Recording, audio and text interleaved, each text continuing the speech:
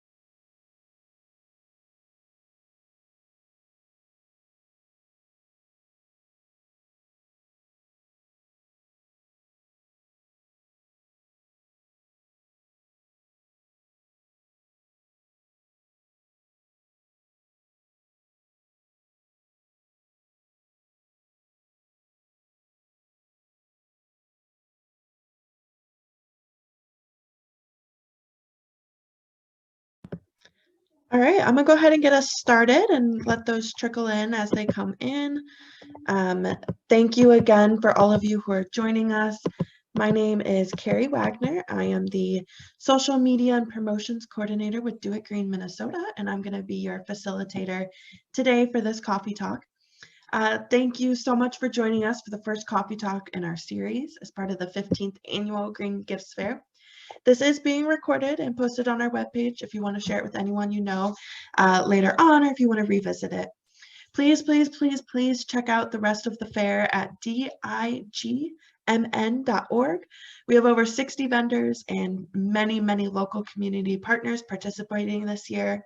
While we have had to cancel in-person events happening at the Midtown Global Market, we have a lot going on virtually, including this Coffee Talk series, different eco-friendly events for families to participate in, dance parties, kindness cards, the list goes on and on. So please, please, please check out our website.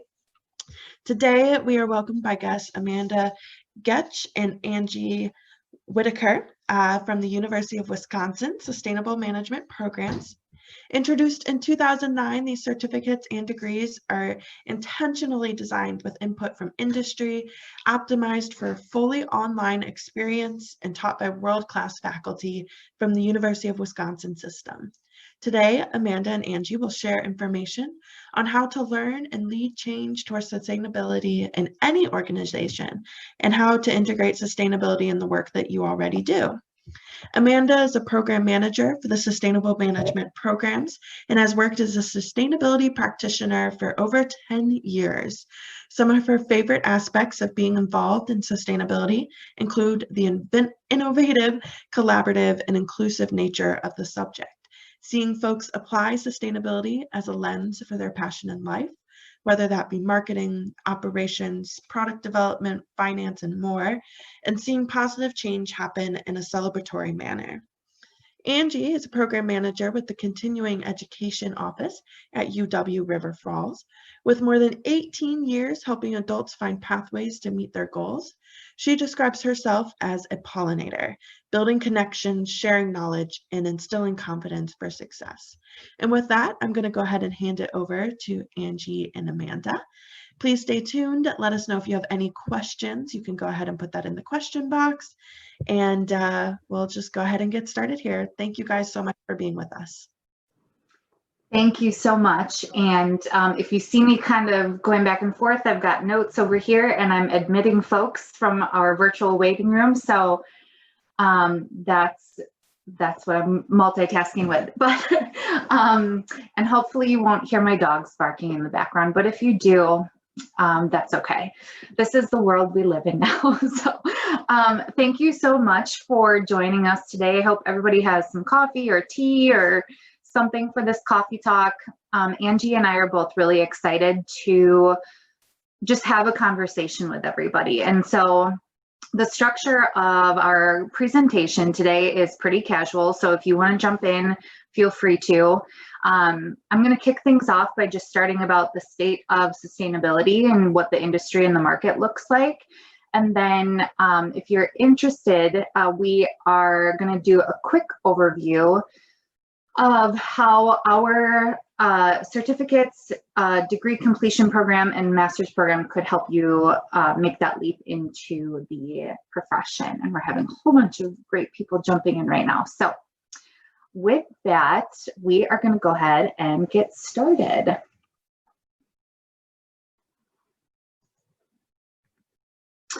So this slide's a little blurry, but I always like to kick it off. I am a really big believer in how individuals can have a huge impact on the world. When I was working in the private sector, our mantra was tiny actions, big impact.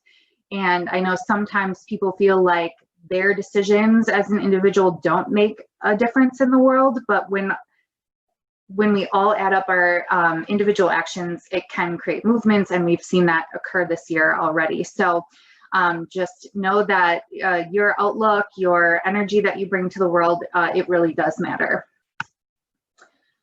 So the state of sustainability, and when we were getting set up here today, I was talking about how I've had a lot of conversations about this topic this week. So people are interested in, you know, the acceleration here.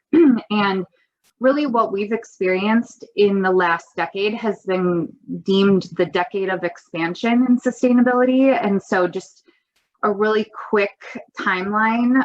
We've been aware of the ecological principles of sustainability for a long time. In 2005, believe it or not, Walmart kind of kicked things off with their supply chain sustainability programs. And I know people are kind of shocked to hear that, but they have really been working in the background, and you know, 80% of a company's carbon footprint lies within their supply chain. So if you can address your supply chain, you can kind of cut a big chunk of that out of your own footprint. So 2005, Walmart kicks things off. And then in 2010, we really saw this concept of sustainability in business take off. And it's been a continuous acceleration since then, and it's not stopping. So just some of the things I'd like to point out is that we are now seeing this broader concept of systems change. We're seeing disruption in our systems, and through that disruption comes opportunity for positive emergence. And so again, pulling in those ecological perspectives, the cycles, and 2020 is a great example of that. Our systems are breaking down, but through that breakdown, we have new opportunities to come out better. And that's how sustainability can be leveraged to have us evolve as a community together. Sustainability is a true profession now. And so, you know, when I graduated with my master's in 2010, I kind of had to make my own position in the private sector. And now, 10 years later, there are open positions as Chief Sustainability Officer, Sustainability Coordinator, ESG, EHS, all of those great acronyms. So it's a real thing now, and that is so exciting to hear. Just some stats that I pulled from the GreenBiz 2020 State of the Profession report. In 2012, only 45% of sustainability hires came from outside a company. Today, it's almost 70% of sustainability hires are coming from outside of a company. And that indicates that these are no longer add-ons. This is not an add-on to somebody in HR. This is not an add-on to somebody in operations. This is not a volunteer green team type of thing. 70% are now hiring from outside of their organizations for sustainability specific positions.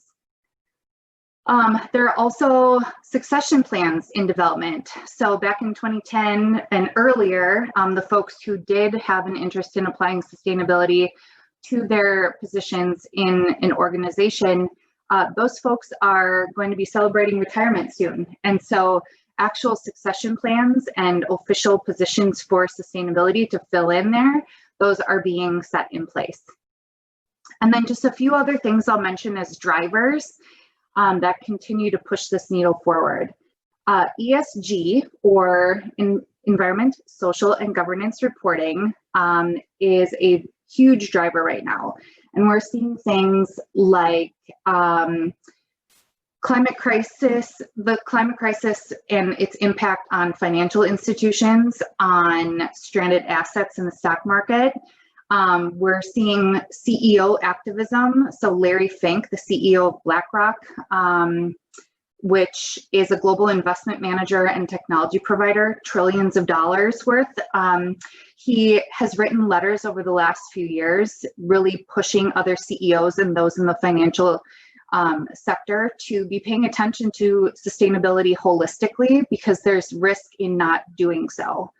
And then just last August, we saw the Business Roundtable come out and say that they are going to be changing their approach from shareholder capitalism model to stakeholder capitalism models. And so when we talk about stakeholder capitalism, and I think you're going to be hearing this term a lot in the future, we're talking about not only the shareholders, but we're talking about employees having a livable wage. We're talking about corporate citizenship within a community. We're talking about impact on environment and so on. So there are so many drivers here, and we could dive into each of them. I won't spend a lot of time on the rest of these, but in 2015, the UN established the Sustainable Development Goals, and these are really cool because they're things that most people can agree upon. And so one of the goals, for example, is decreasing poverty. That's kind of difficult to argue that you want to increase poverty. And so these UN Sustainable Development Goals offer a framework for any organization, whether it be business or nonprofit or government, to systematically improve towards these common goals that are pretty agreeable. We have heard a lot about the Paris Climate Accord and the US's commitment to that. And then specifically in the business world, we saw as soon as the US did take a step back as far as the Paris Climate Agreement, we saw a huge push in leadership from the private sector to say, we are still in. And so if you Google or Ecosia or whatever search platform you use, this organization called We Are Still In, you will see all of the folks from the private sector who have remained committed to achieving the Paris Climate Agreement goals. And then also as a resource, if you want to check out Sustainable Brands and Green Biz, awesome organizations with tons of resources. So,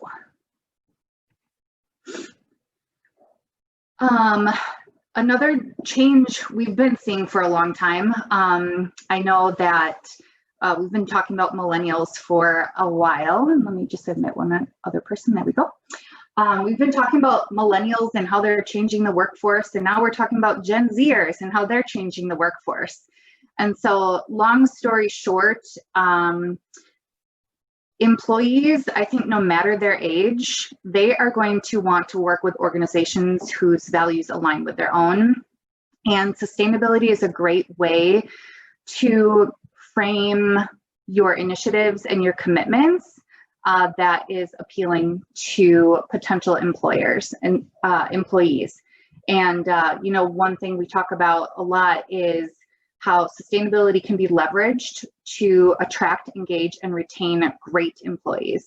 So when the unemployment rate was super low, different organizations were talking about, how do we get great employees in here?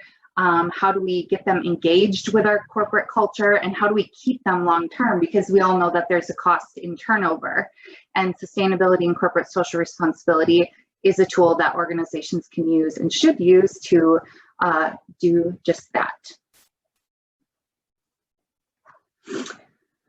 So, job titles and positions, and there are a lot.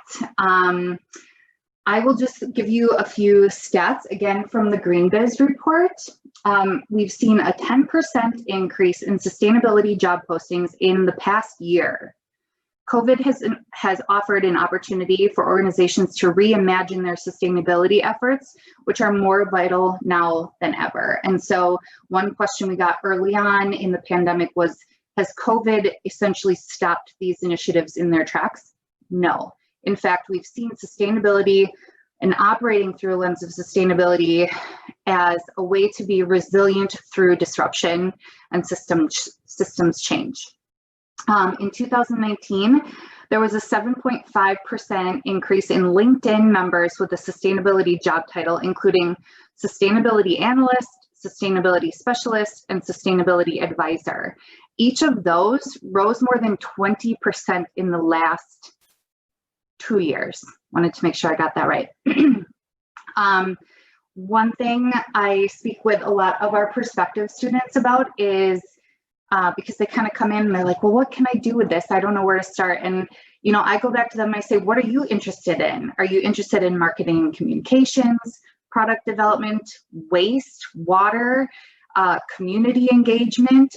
And so really every job, every industry, every sector, sustainability is a lens to do things better.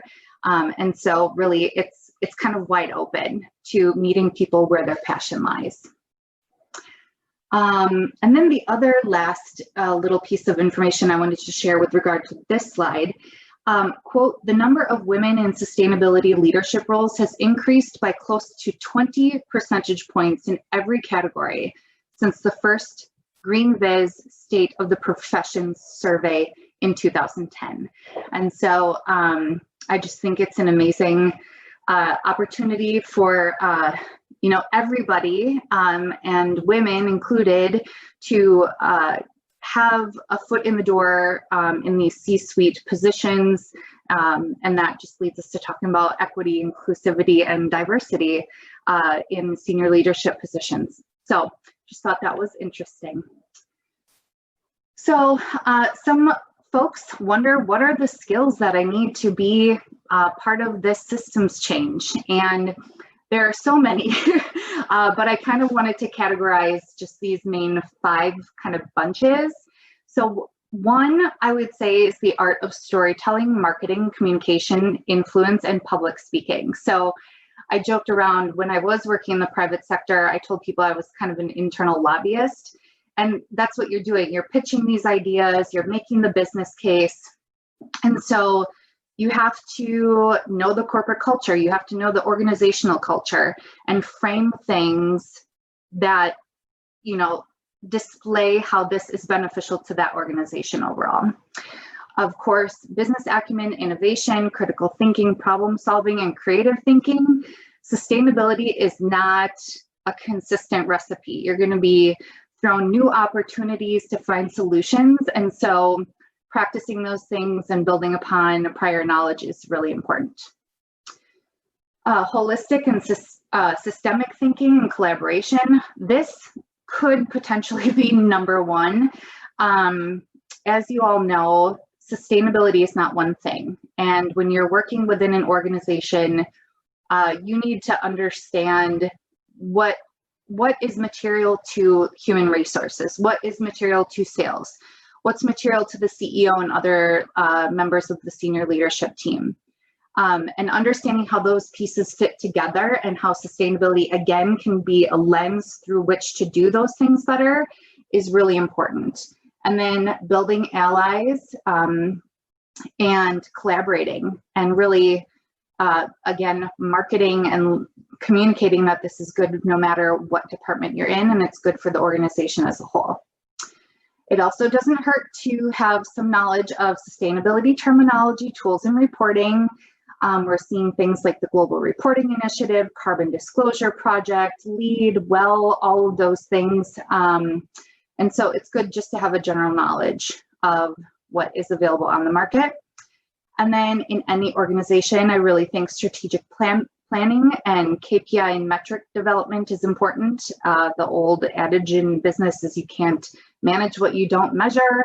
And so knowing how to set up those KPIs and metrics will be helpful when you do have to make that business case to somebody to implement sustainability. The next couple of slides touch on everybody's favorite subject, salaries. And so people are always interested, how much am I going to make if I'm, going into this field? And the answer is it depends. It depends on what industry and sector you're in. And so this slide, I think, does a really good job displaying that. Granted, these stats right here are a little, they're a year old, a year and a half old. If you're in kind of the environmental specialist area, maybe in a nonprofit, you're looking at about 55,000. But if you're in a larger corporation in a senior leadership position, 6 figures is definitely not out of the question. And then on the right side of your screen is, again, a snapshot from the Green Biz report. And so you can see there, we've got different job titles: manager or senior manager, director, or VP. You'll also see kind of chief sustainability officers in organizations where they've elevated that to that C-suite. And so, I mean, if you're VP in a large organization, they have here averaging, $200,000. So this is not super granola. It's not like cleaning up garbage on the side of the road. This is truly integrated into the success of business, strategically, intentionally. And so again, going back, this is a real thing now. This is a real profession for people. A lot of people wonder, okay, I'm not going to be in a position of a CSO or a VP of sustainability in a large company. How do I begin creating change where I'm at now? And this is really, to be honest, especially in the Midwest, this is how sustainability departments get started. And so I think, you can see these little blurbs here. Every company can be improved through a lens of sustainability. Everything is a learning opportunity. Imagine yourself as a bridge builder and a solutions finder. People love that. You've got a problem, give it to me. And then utilize sustainability as a way to find that solution, and then celebrate that. I think people just miss, especially in a difficult challenge in a workplace, some people miss the celebration at the end when you have a breakthrough. And I think, especially with sustainability, and if you're looking to engage employees, it's really important to celebrate those wins. And then redefine your role and your goals. So if you're interested in this, go to your supervisor and make sure they know that this is a passion of yours. Start again with your organization's mission. Frame what you want to do as beneficial to the culture of wherever you are. Find the data, back it up with data, and make the business case. So money talks, no matter how vile that may sound. It is what I'm learning to be true. But that's not a bad thing. If we can leverage that to do good in the world through business, let's do it. And then just some other little points there. And I really think framing the message is super important. So that's kind of the state of where things are.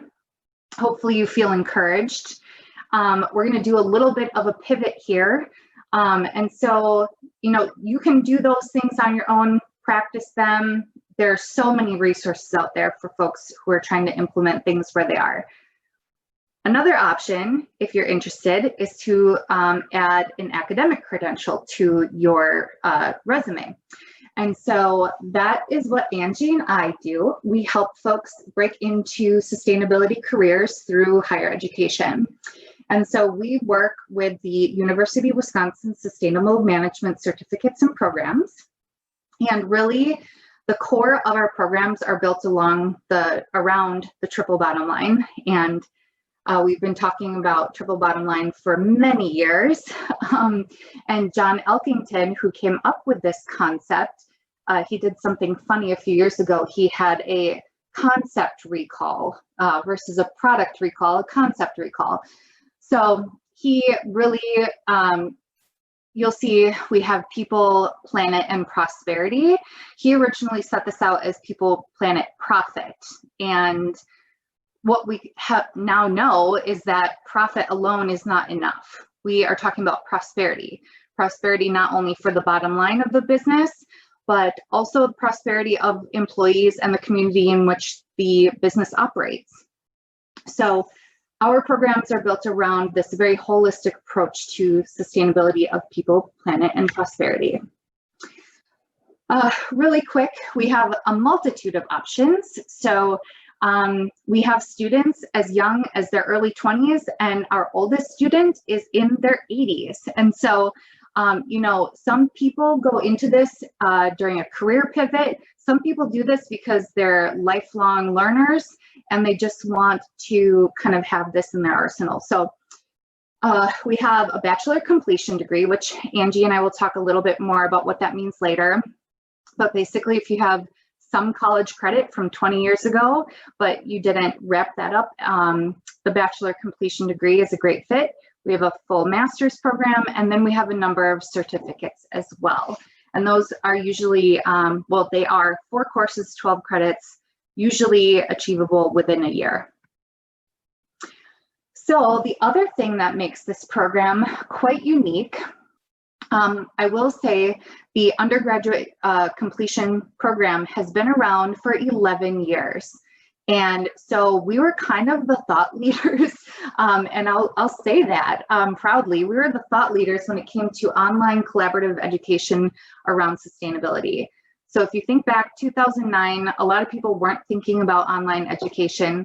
Thank goodness we have that option today. But basically, our model pulls together the best faculty and instructors from the University of Wisconsin system to instruct our students online. And so I think I might have a slide about this in here later, but basically our students pick a campus. It doesn't matter which one.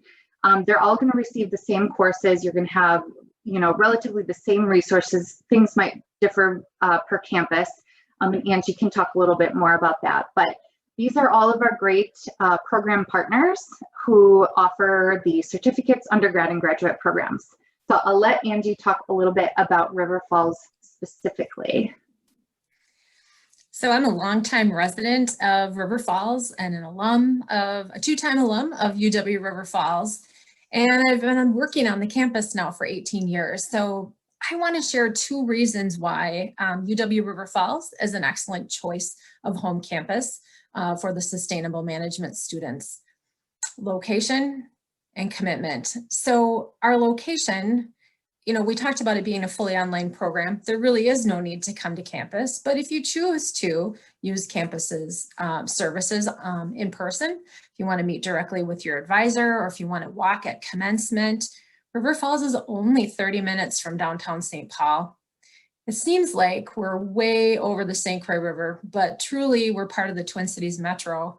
If you check the map, you'll see that River Falls is only 13 miles from the St. Croix River Bridge. So we're in the neighborhood.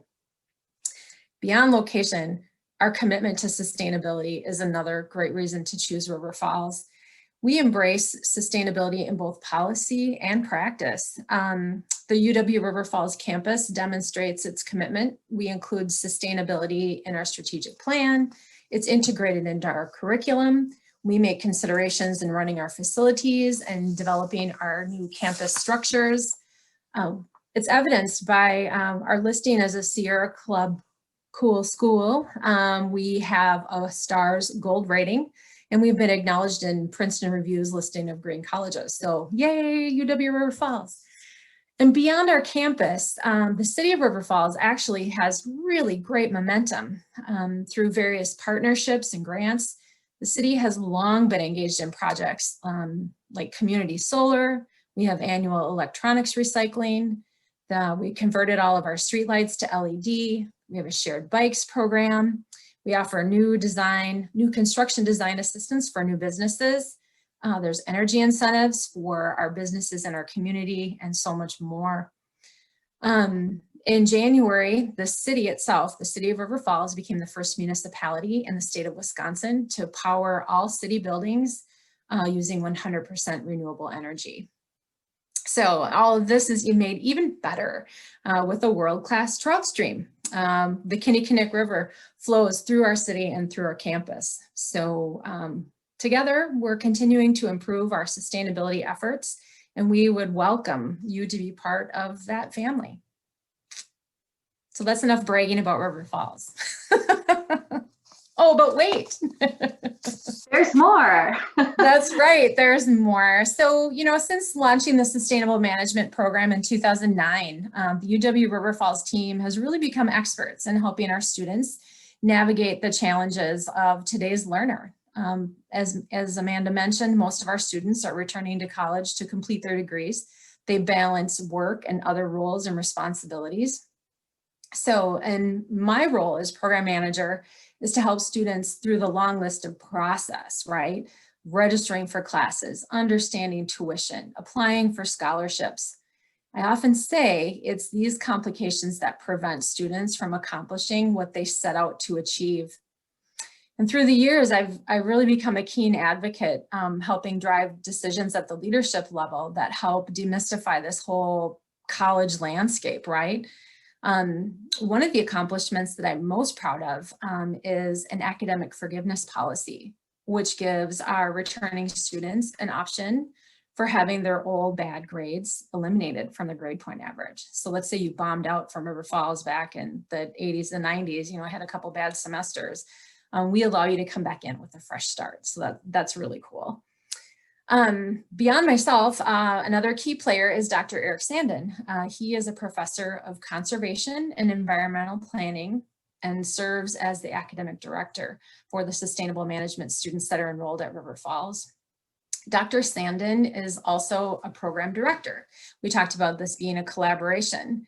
So he works in concert with other program directors from all the partner campuses, and together they ensure quality instruction and curriculum, meaningful program outcomes, and make sure that our graduates are prepared for this workplace that is constantly evolving. So they've got a big job to do.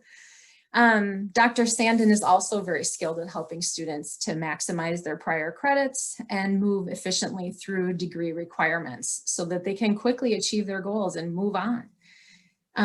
Last year, Dr. Sandin was actually selected by UW River Falls students and recent alums as the advisor of the year. So he's a pretty awesome guy.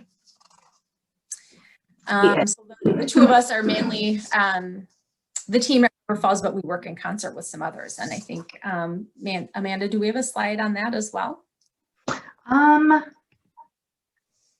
Sorry, this is a little bit frozen. I don't think I have a slide. There it is. Yep, I was talking about the student resources. So beyond. Yeah. Okay. Yep. Okay. Yeah.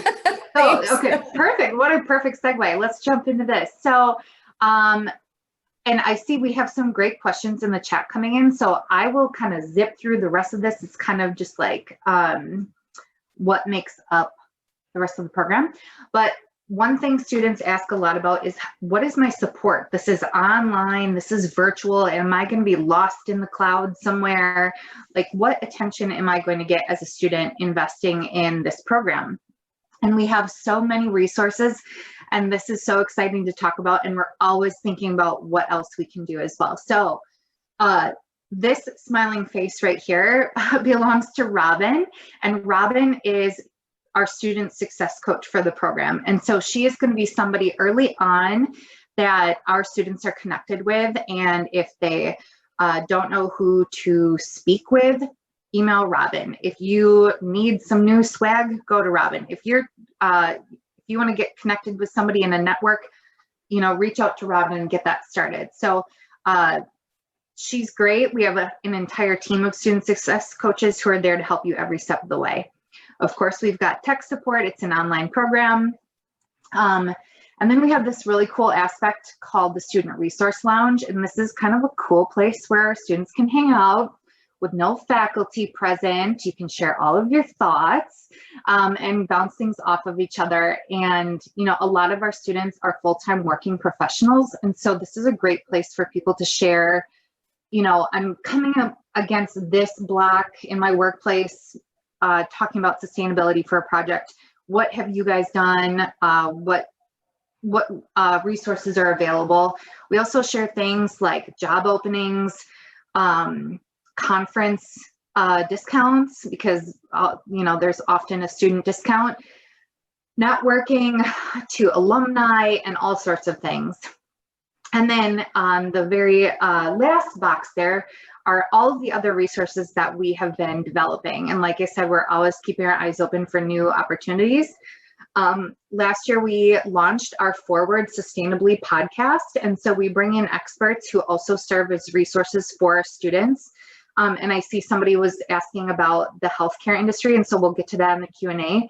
But that's a huge industry for sustainability. And one of our graduates, Mary Ever Stotts, was one of our guests on the podcast to talk about that exact topic. We also have a LinkedIn group only for our current students and alumni. And so that's super active, where people are sharing job openings all the time.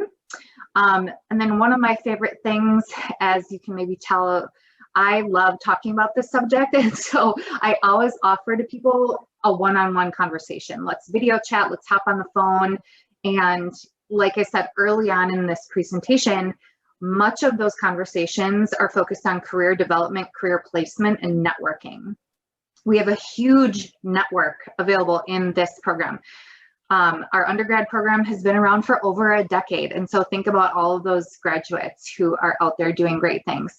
We also have connections to other industry groups like the U.S. Green Building Council, the Wisconsin Sustainable Business Council, and all of the folks on our advisory board, which include people from Kohler, Johnson Controls, American Family, and a whole other great organizations. So can I pop in quick on that same, preparing for the workplace, using that huge network and being able to communicate those things with our students. At River Falls, we have a career services department that offers that assistance with resumes, assistance with mock interviews, additional networking within our alumni community and so forth. So there's a lot of really great opportunities to kind of help polish and brush up on some of that. The other piece I wanted to mention too, Andy had talked about internships or experiences and things. I'm not sure how much time we'll have to get into the curriculum, but the program students do a capstone experience, which is like a real world, hands-on actual project. And I have some examples of those that we can share too, that there's a wide range. And certainly we include that capstone experience because that's what employers tell us they would like their students to have. So I'll stop rambling. No, that's perfect. Absolutely perfect. And then just the last two things I'll put on here for now, program ambassadors. So our students, once they graduate, they're really excited to talk about their accomplishments and the program. And so we have a number of what we're calling program ambassadors who are happy to hop on a call or an email with prospective students to talk about their experience. And then something we're really excited about right now is that we have some great scholarship opportunities for spring semester. And so I won't belabor that point, but if you are interested in jumping into this and are facing, a lot of people are facing some COVID hardships. For the undergrad program, you can get up to 2 courses covered. And then there is a little bit of a smaller scholarship opportunity for the graduate students right now. So just wanted to share that with you.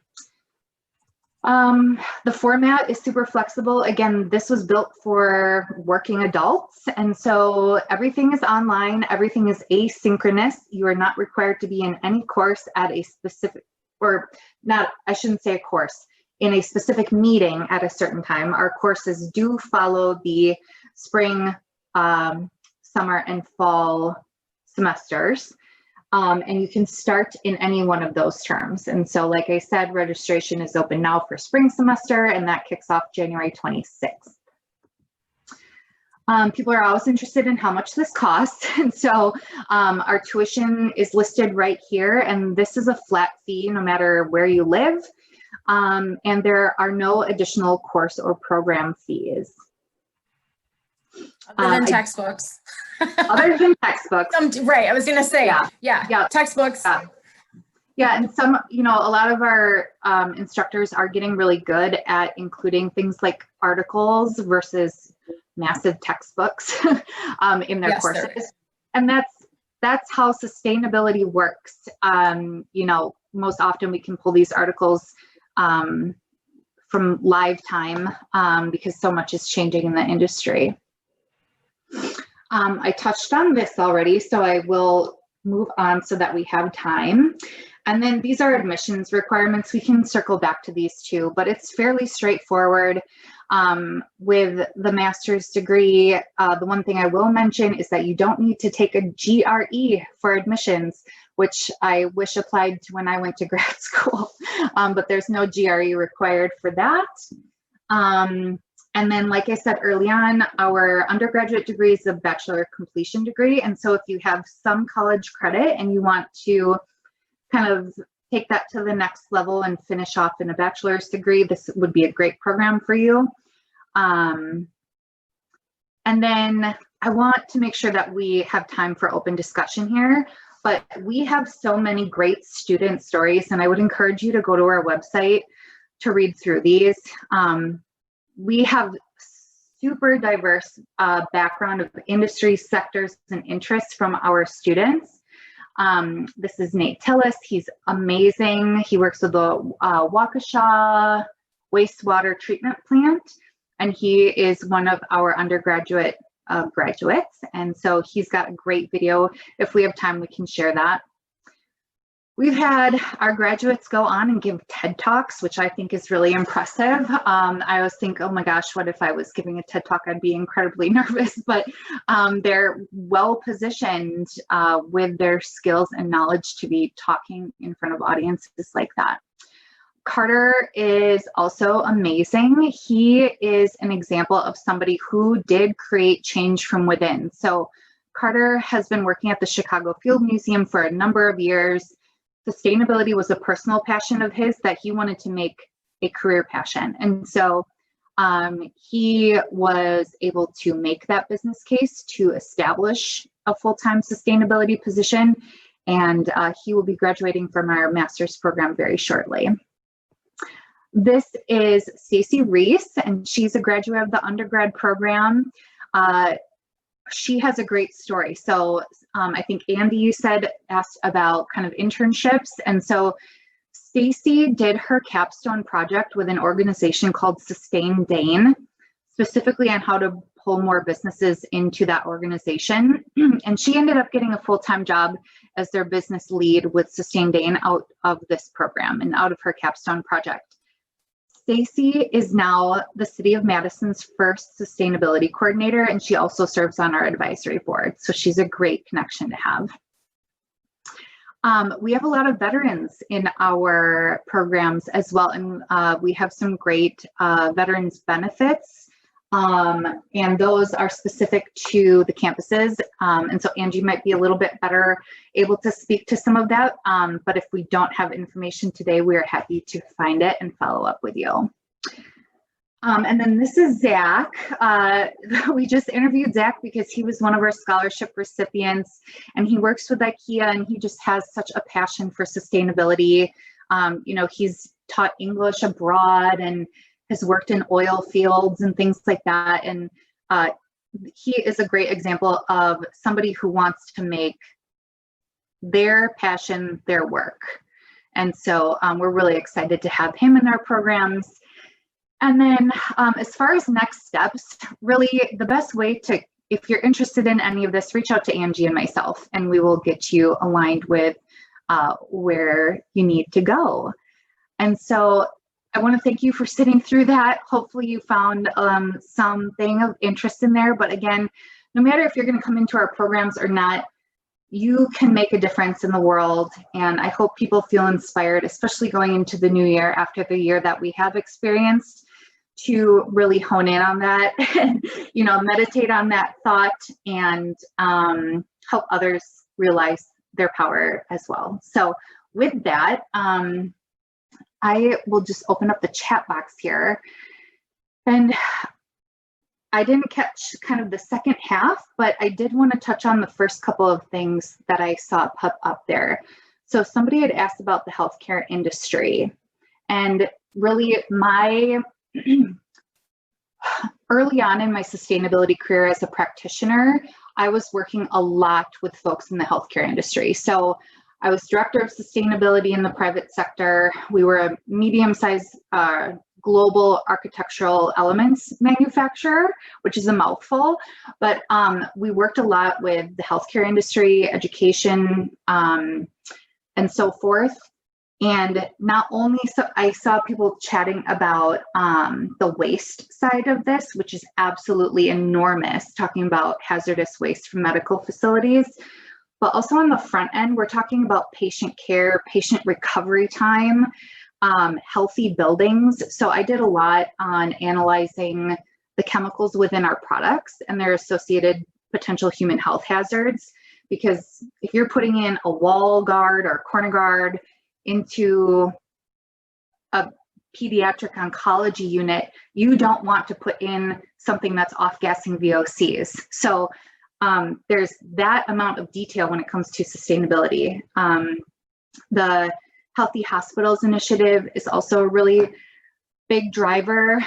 Kaiser Permanente out on the West Coast, they're a huge driver of creating kind of legislative change in Washington, D.C. as well.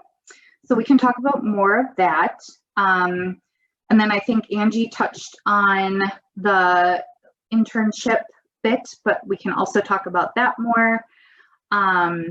And then the last question I wrote down before hopping back in was about jobs, career development, and networking. And like I said, we have a fairly expansive network of both graduates and current students doing great things, but also professional networks that we're associated with. The Wisconsin Sustainable Business Council has over 250 businesses doing sustainability initiatives strategically.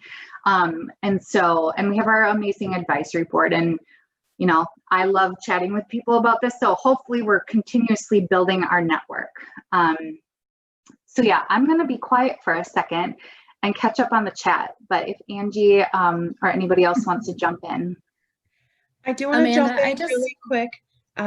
Sorry, really quick before people start to sign off, if they're going to participate in the question and answer or not. You just muted, Carrie. Thank you. Right now, I just sent a survey out into the chat box. If you guys could please take that if you're interested in giving us feedback on how this coffee talk went. And again, we do have Do It Green, digmn.org, where you can find out more about our other coffee talks that we are having, our other events that are going on during these next 4 days, and our vendor list.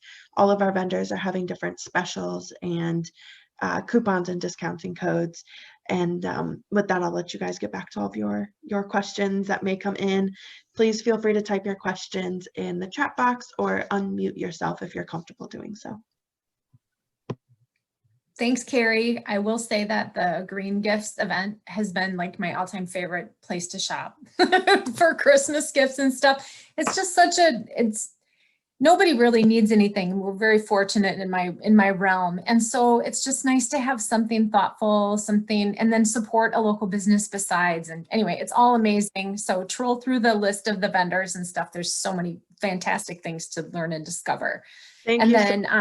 Carrie also invited everyone to sign up for the newsletter. If you're not already a part of the Do It Green Minnesota newsletter, you partner with a lot of other agencies as well that can kind of help with that networking and those conversations as people look to kind of put down some roots, put out some feelers, and build some momentum on their own sustainability journeys.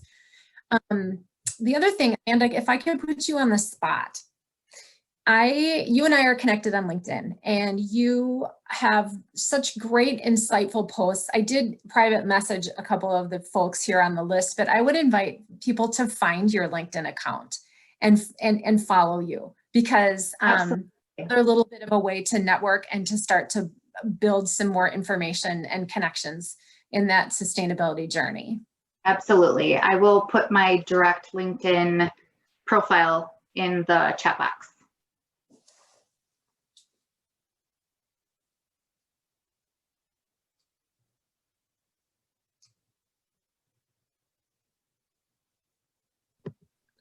If anyone has any questions, now would be a great time to do so. Again, either in the chat or if you're comfortable unmuting yourself. And I will say, if you want to connect with me on LinkedIn, please just leave a little note so that I know where you're coming from. So Amanda, you mentioned the Wisconsin Sustainable Business Council. I wonder if today's participants can help us. What are some great organizations in the Twin Cities metro or within Minnesota that do that work, right? That help drive that conversation. I would love to know what what the locals would think of that. Yeah, that's a great question. And I actually would like to become more familiar with the offerings in Minnesota, just because you're such a great neighbor to us.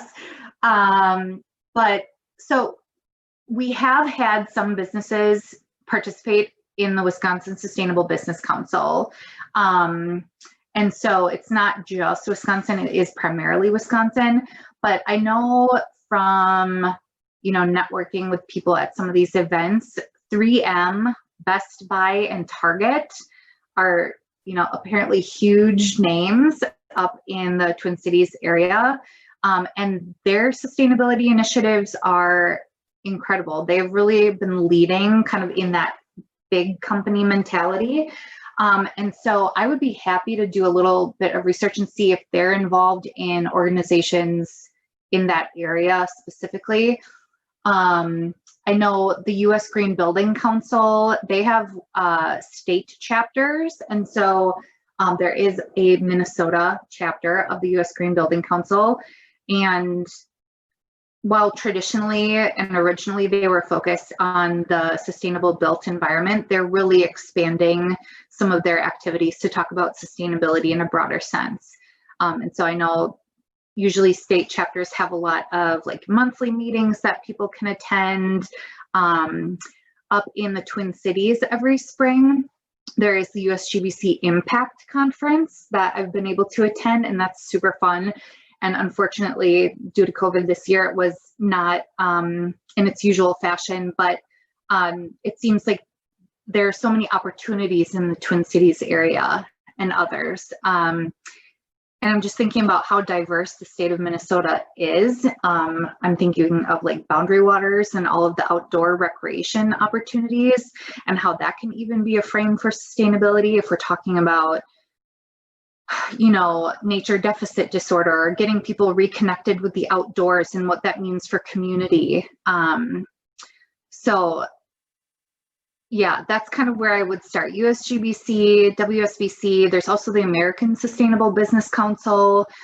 They're a little bit more advocacy than business, I would say, but yeah, there are so many great resources out there. And again, Sustainable Brands and Green Biz, just check them out. They're obviously, they cover the whole country and world, but great resources nonetheless.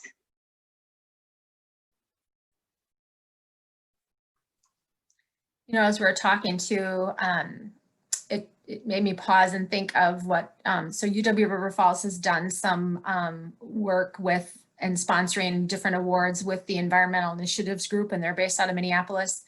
I've taken my student groups, like student in terms of middle school students, trying to inspire them in a summer engineering program. And we worked with Hennepin County, we call it the garbage burner, but their conversion of waste to energy.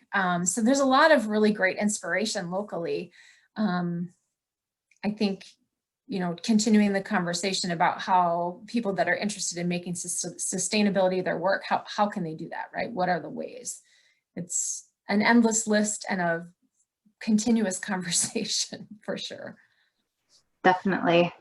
And I know we have about 7 minutes left, but if anybody is comfortable, I'd be interested in hearing about, why you joined us today. Are you actively working in sustainability right now? And do you have any tips for our fellow coffee chatters, or are there other resources that you think you need in order to make that leap into the field? If you're not comfortable, that's fine, but I just thought in the last 5 minutes or so here, we could get a little discussion.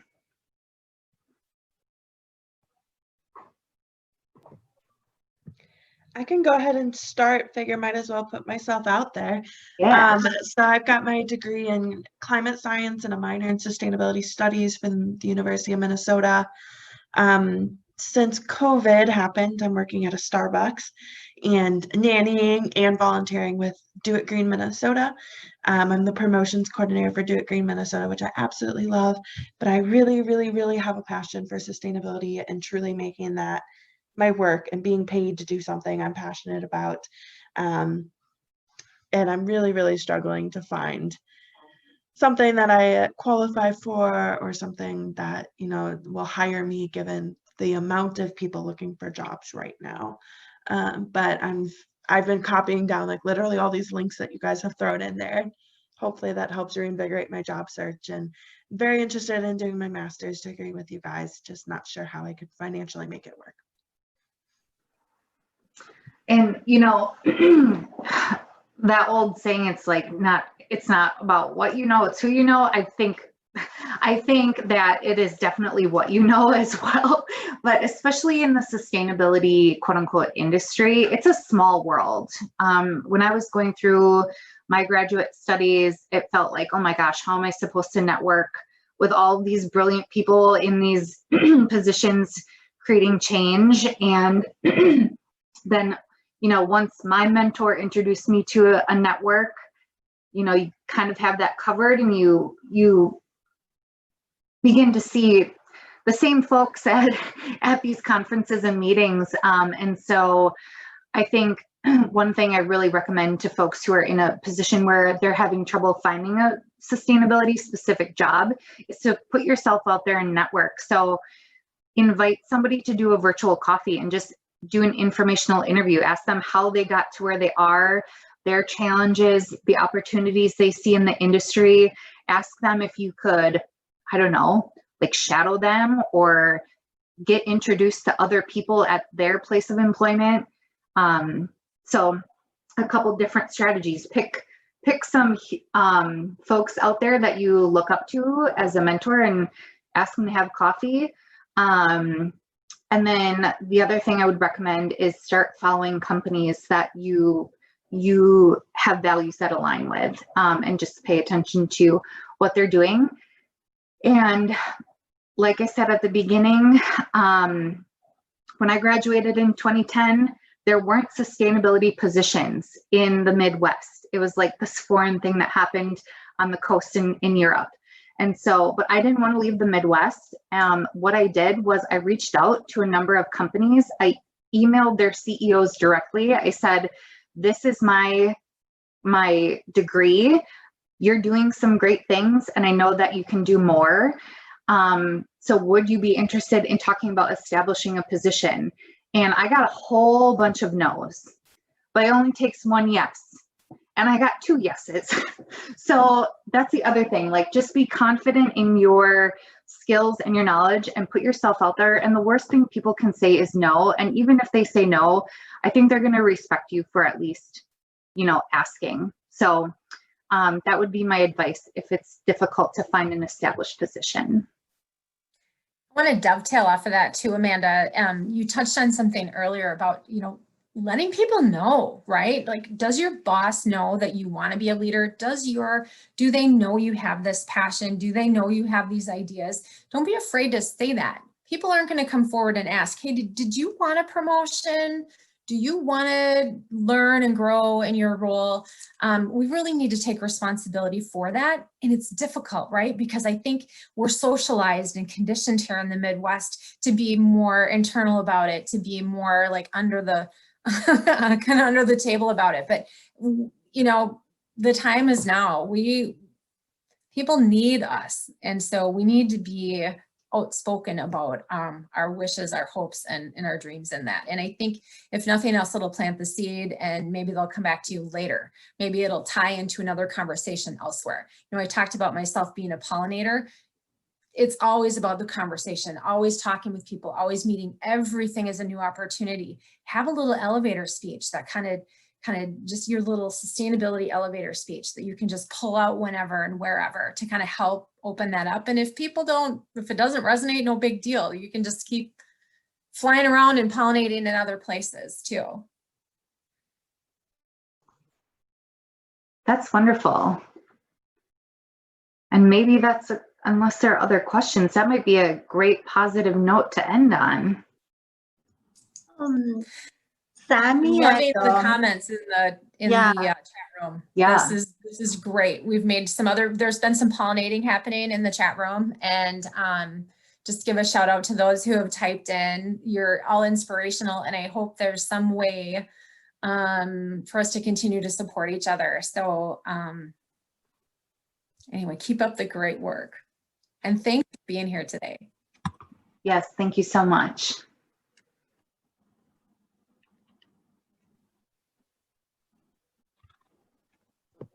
I think with that, we'll go ahead and wrap up then.